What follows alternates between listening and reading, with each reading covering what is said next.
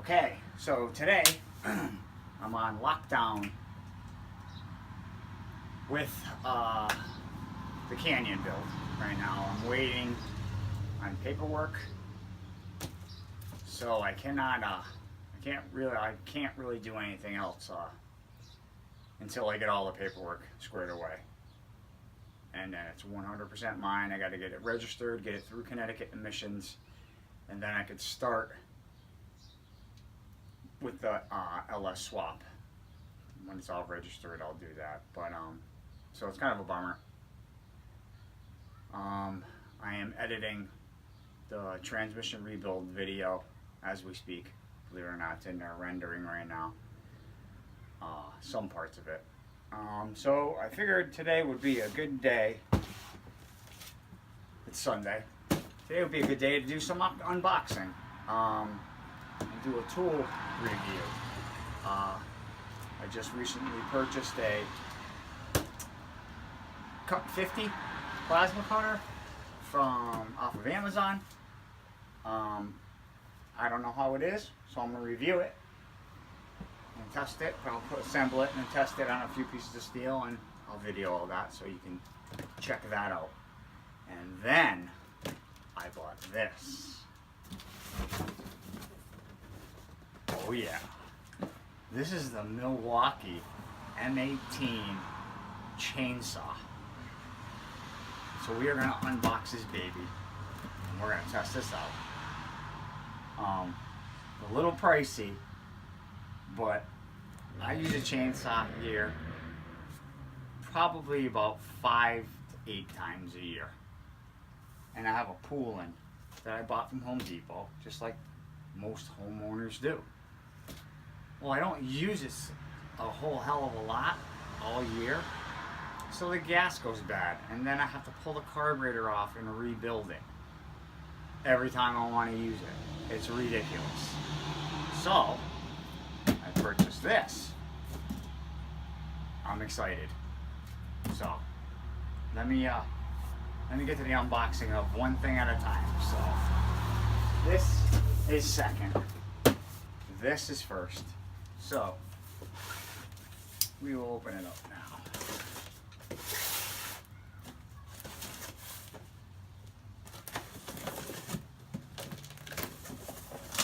So you get a cheap mask with it and a glass, which I definitely will not be using. Well, maybe, but I doubt it. So here, do this, just stand it up kind of like this. Slide it on out. Okay. It's small, I'll tell you that. And it's kind of good because I think it'll fit in the bottom of my MIG welder stand. So we'll see. It's got that smell like almost China stuff. Got a certain scent to it.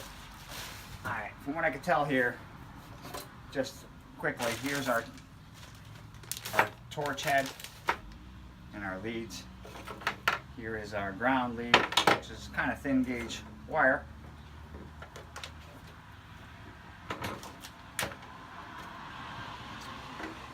I go there, locks in. It feels pretty good. The knob feels decent. Our torch head goes here. We got a wire brush here that's probably the cheapest wire brush I've ever seen. And a little hammer. Slag hammer. This has got to be the cheapest brush I've ever seen. Look how many things are in there. There's 2, 4, 6, 8, 10, 12, 14, 15 groups of bristles. That, unimpressive. We got ourselves a regulator here for air pressure.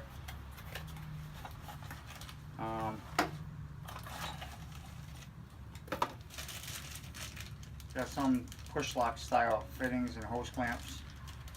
A water drain on the bottom. of the regulator. Huh. I feel that it's pretty decent. So let me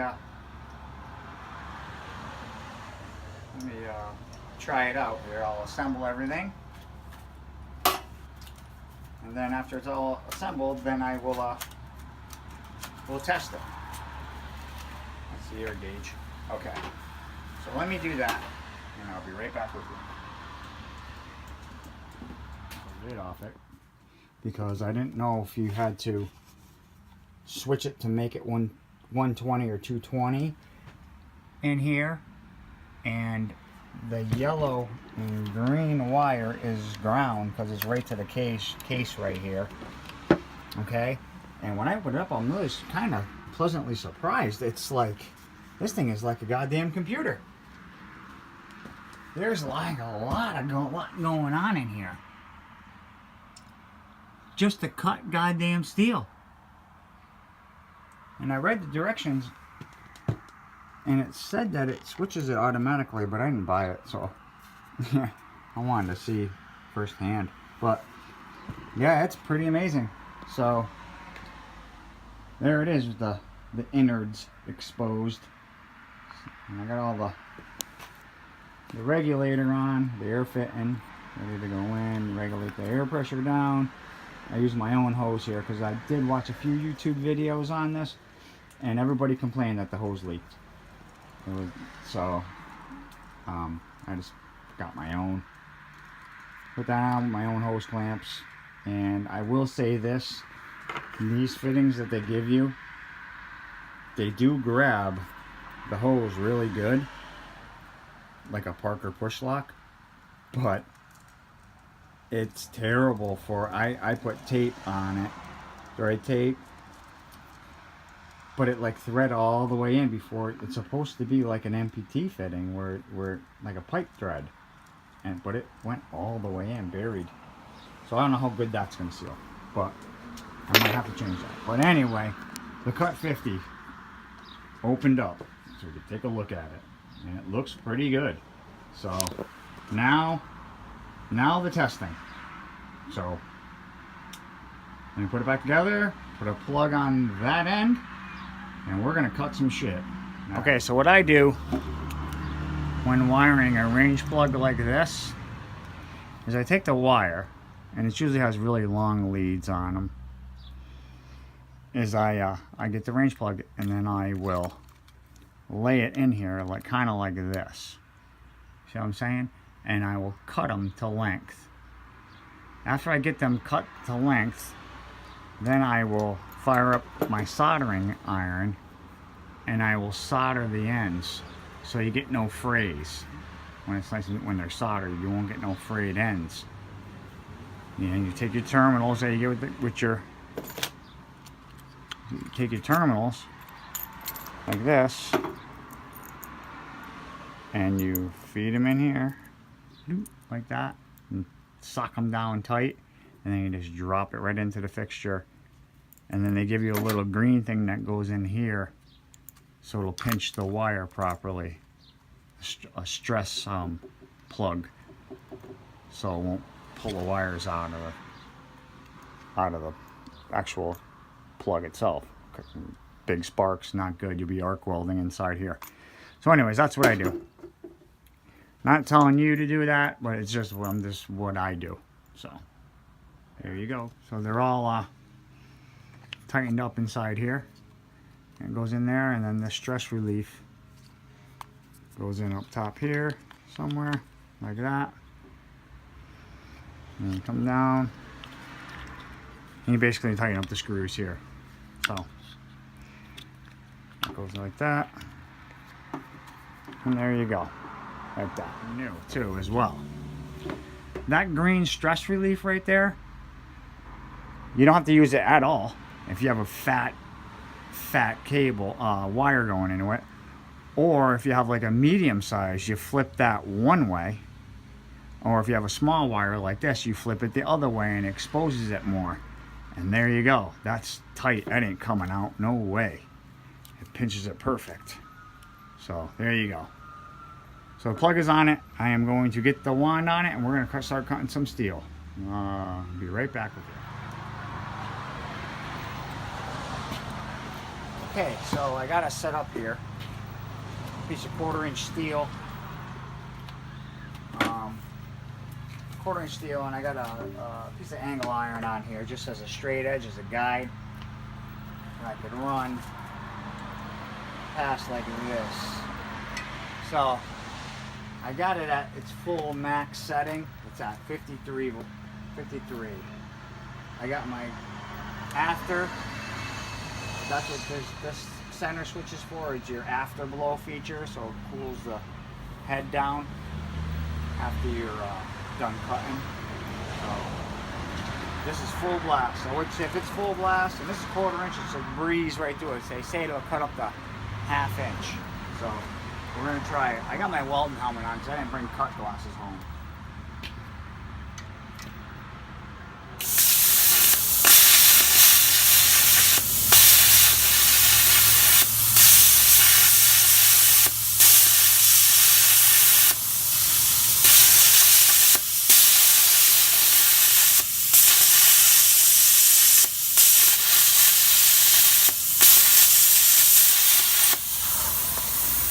Not bad. Stopping there for a minute, but I think I have to hold it right to the steel. Every other plasma cutter I've ever used, you have to hold it right against the steel. So let's try that again.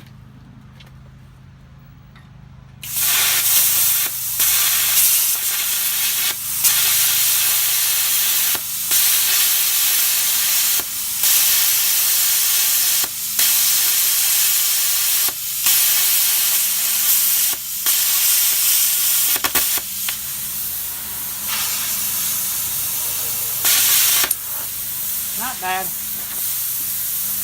That's 1/4 inch.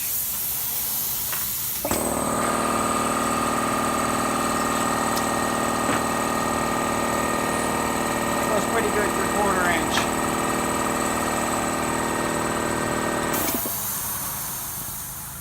Not too bad. And I'm gonna see if I can find some sheet steel. We're gonna try something a little thinner.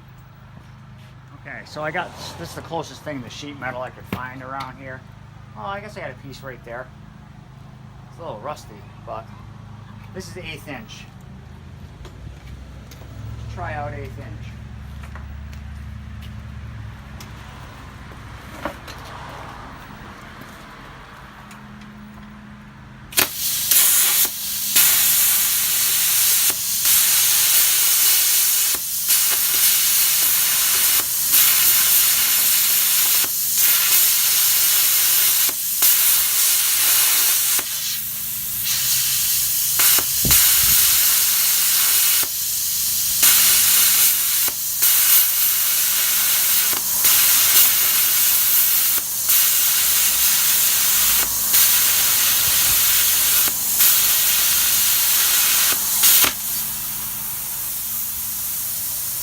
Bad.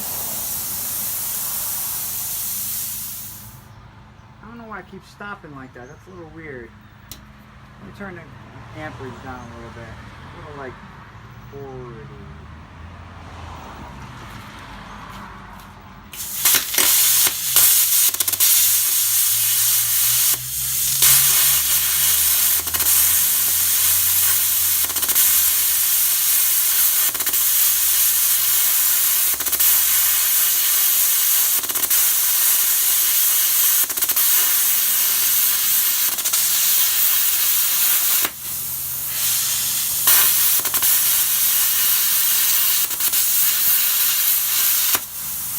I think that's the trick to it. They want you to move faster.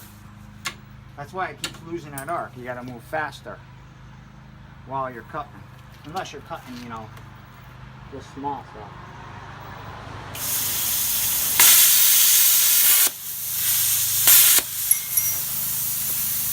Wow. Not bad. This is not bad for 200 bucks. I could deal with that. Wow, that's pretty amazing.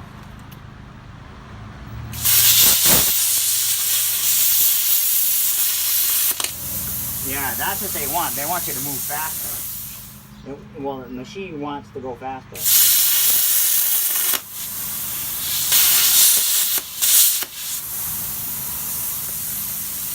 That's pretty amazing for a couple $100.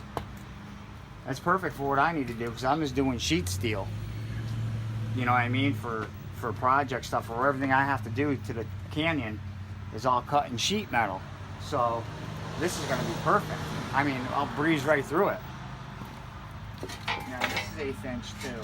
So, well, anyway, that's how that was. I don't know how good it works on thick stuff though. I mean, like what they're saying. You can give it a try. I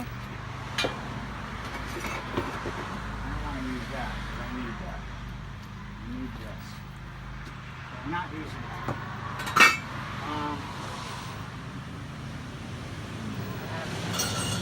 That's 1/4 inch. I've already done that. I don't think I have any 1/2 inch. I don't.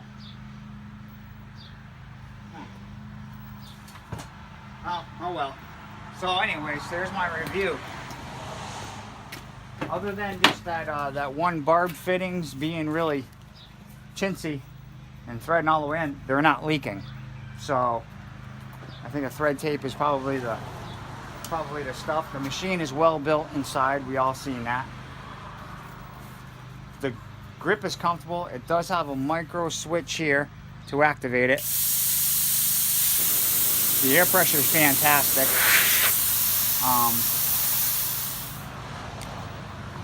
It's cool already. The tip is cool already. I don't know about the steel. Yeah, it's not really all that hot. It's warm, don't get me wrong. But other than that, performance-wise, it's gonna be perfect for what I need it for. For somebody doing work at home, you're not in an industrial type of situation where I could see if this was like if I was a welding shop and this thing got used every single day, all day long. I could see buying a Lincoln or buying a Miller, but it's not. I'm going to use this for a few things here and there around the house, and it's absolutely perfect for that. So there's no sense in going out and spending $1,300, $1,500 on a plasma cutter that you're going to use every once in a while. You spend $200, it does the job perfectly on thin sheet steel. What I'm going to use it for, cutting out fender houses, or even making holes in exhaust pipes so you can tie in other pipes or make a Y pipe. This is absolutely perfect. I would actually use this in a garage, because in a garage situation you don't use it all that much either. So it's good. I give this a thumbs up. This is a really good tool. So anyway, I'm going to see if I can fit it underneath my welding table and that on my welding cart, and then that will be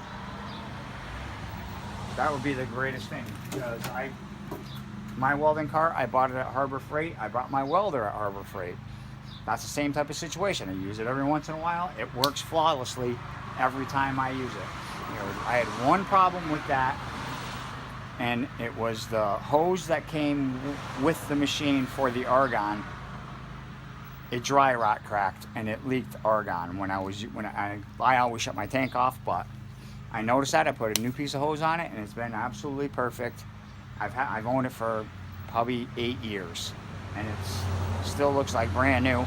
It welds like brand new. It even has the original liner and the original tip and cup on the end of it. So, and I use that thing all the time. Any weekend job, and I do perfect, and it welds perfect. I'm going to be using that when I shorten the Ford Explorer rear.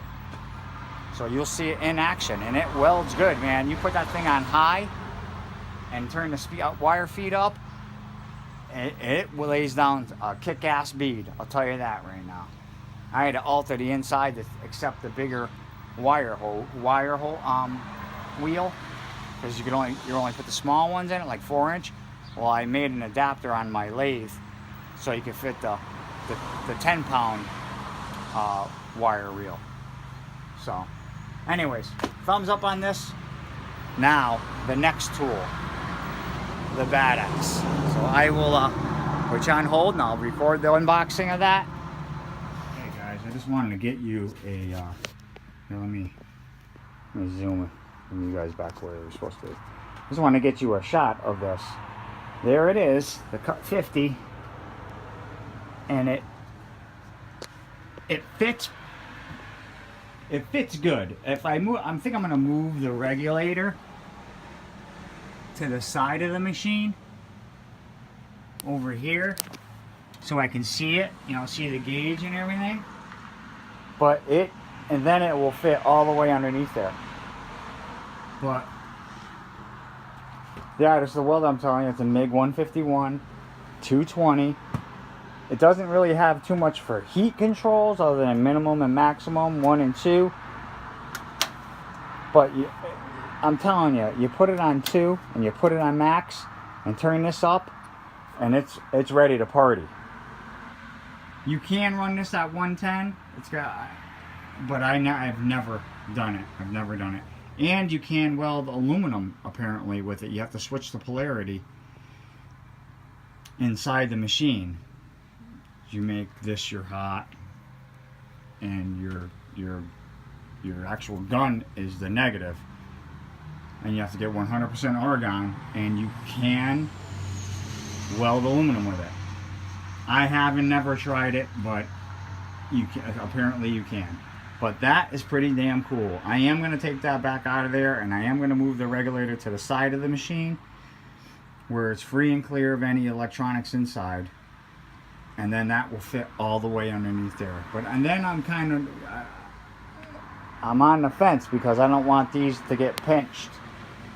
You know, I don't know how they're going to react. Well, yeah, I don't know if I want to do that. I think I kind of like it like this. The feet are behind here, so it's not going to go anywhere. You know, it's not going to fall out, but it fits under there good.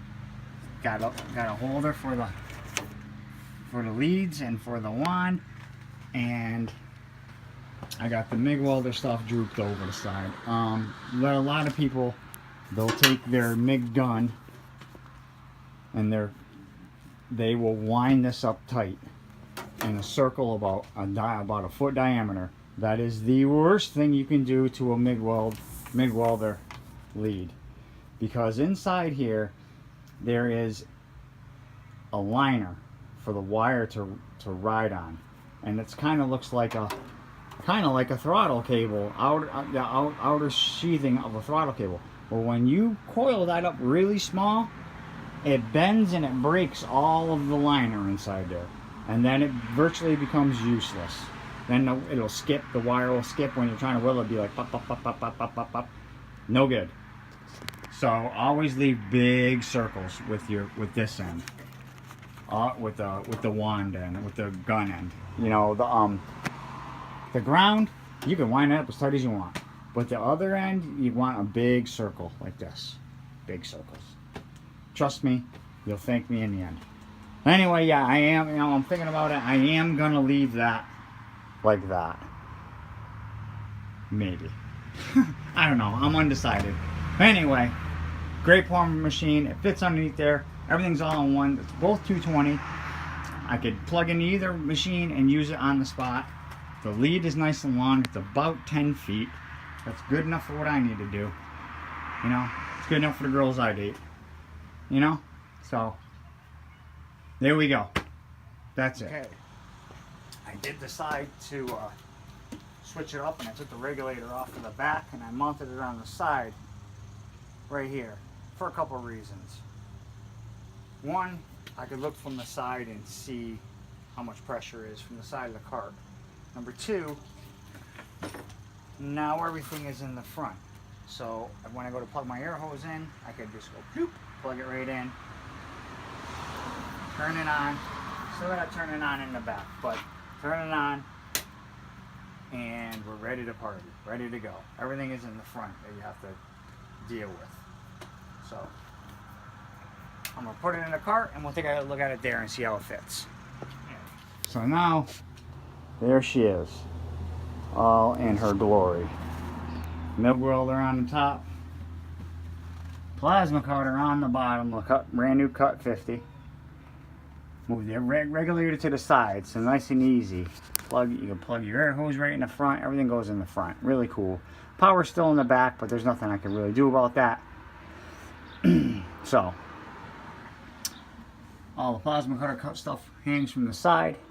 And then in the middle here, this is old. I've had this for a long time. It's Campbell Hoshfield 110 stick welder. It does 116. It does either 5/64 rods or 1/16 rods. And you switch in whatever one you're going to use. And that is your on and off button as well.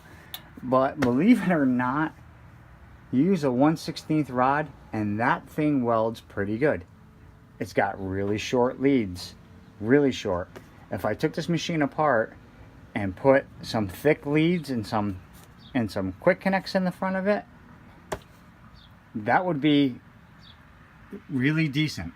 For a 110 stick welder, it works really freaking good. I gotta say, like I've welded, you get nickel rod, and you can weld cast iron, like exhaust manifolds, with nickel rod, and it does a good job of it because it doesn't get it too hot because it is only 110, and it does the work. It does the work. So anyway, thought I'd give you guys just a little sum up video of the whole welding, cutting cart. I think I paid $100. I think it was no, it's cheaper than that. It was $69 for this welding cart from Harbor Freight, and I think I paid a couple hundred for this. I think it was like $269 or something.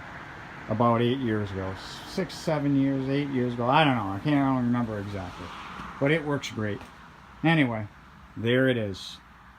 Fabrication, all in one little package. My next purchase, I do believe, is going to be a TIG welder, but I have to spend the money on that. I am going to spend the $1,200 on that. There was a combination machine that I seen over at Miller Industries over in Windsor Locks, Connecticut. It was a stick welder. It was 220. It was a stick welder, MIG welder, and TIG welder, all in one unit. So if I do buy that, then that will be getting sold or given away maybe to one of my friends that are just getting into this whole build cars and fabricate stuff, depending on if I buy that.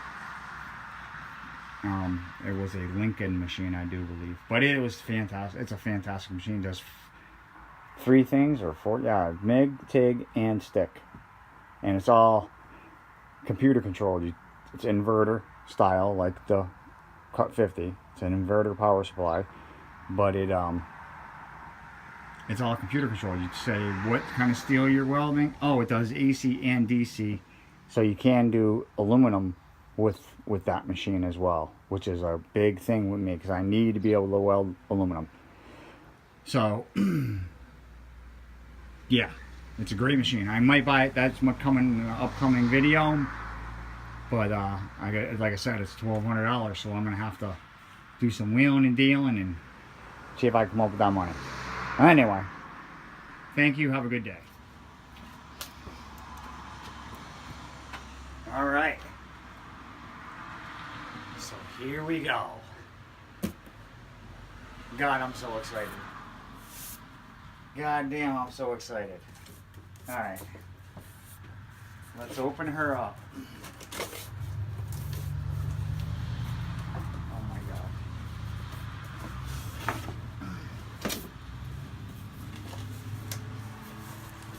Okay. Directions.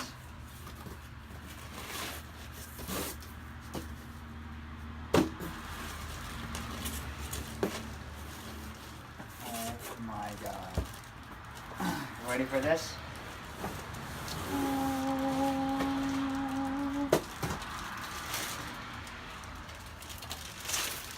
Oh my God. Look at this beast.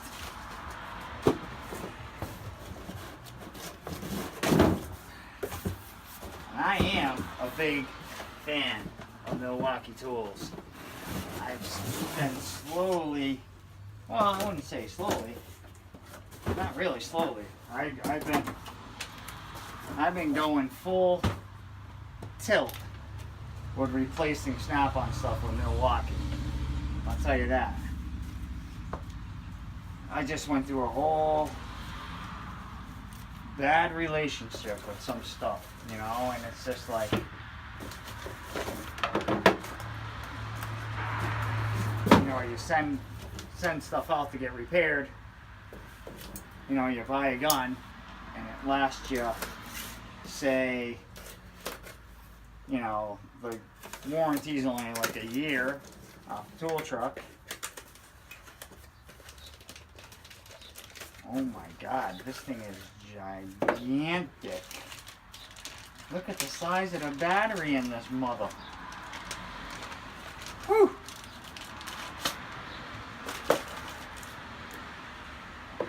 It's an M18, it's an 18 volt. That will fit on my gun. This will fit my 1/2-inch impact. It's got 12 amp hours. That's how big this battery is. Look at the size of this mother. Oh my God.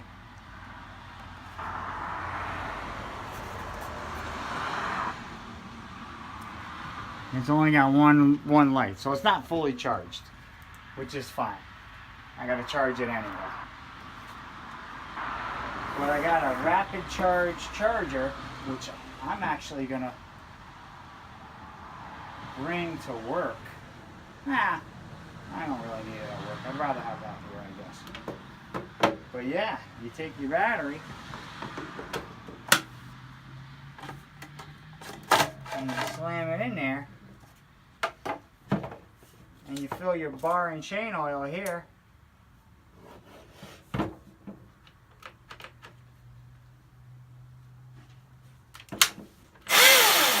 Oh my God. Got safety here. You gotta squeeze that button and squeeze the bottom. Wow. I am thoroughly impressed with this. Holy smokes. Alright, so we gotta get this battery charged. But they say, let's just take that out of there. They say here, it says, fill with bar and chain oil before use. When filled, it will trigger for 30 seconds before cutting. So I take it that's just to get the chain and the bar oiled, obviously. But yeah, let me get this battery charged. I'm gonna go eat dinner. And then I'm going to come back out here and we're going to party with this baby. We're going to see how it does. I'll find something to cut. I'll cut 2x4s if I have to. I have took so long because I'm reading the directions.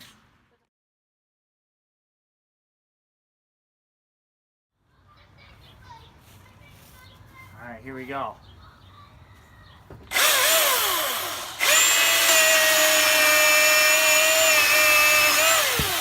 Oh my God. This thing is serious. Holy smokes.